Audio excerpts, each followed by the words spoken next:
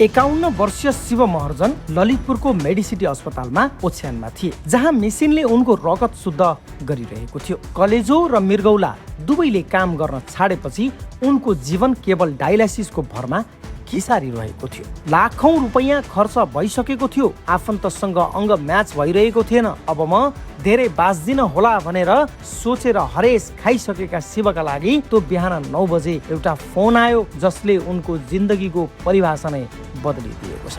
Kathmandu medical कलेजमा मस्तिष्क मृत्यु भएका एक व्यक्तिका परिवारले अङ्गदान गर्ने साहसिक निर्णय गरे र त्यो अङ्ग शिवसँग मिल्यो। दुईवटा अस्पतालका चिकित्सक र स्वास्थ्य कर्मीहरूको टोली लगातार 36 घण्टा खटिरहे। नेपालमै पहिलो पटक मस्तिष्क मृत व्यक्तिबाट प्राप्त कलेजो र मृगौला एकै साथ एकै व्यक्तिमा सफलतापूर्वक प्रत्यारोपण गरियो। दुईवटा अङ्ग प्रत्यारोपण गरेको मान्छे अब कसरी बाँच्ला र भन्ने शङ्का गर्नेहरूका लागि आज शिव महर्जन एउटा जीवित चमत्कार बनेका छन्। प्रत्यारोपणको 1 वर्षपछि उनी पूर्ण रूपमा फिट र फाइन छन्।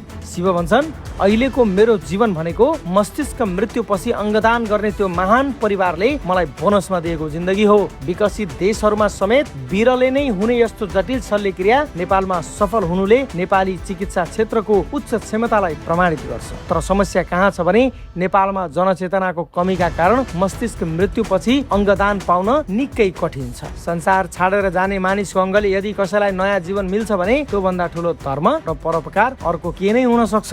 शिव महर्जनको यो सुखद पुनर्जन्मले हामीलाई एउटा बलियो सन्देश दिन्छ। मृत्यु अवश्यम्भावी छ, तर मरणोपरान्त गरिने अङ्गदानले कसैको निभ्न लागेको संसारलाई फेरि उज्यालो बनाउन सक्छ। आउनुहोस्, मस्तिष्क मृत्यु पश्चात अङ्गदान गर्ने प्रण गरौँ र मानवतालाई जीवित राखौँ।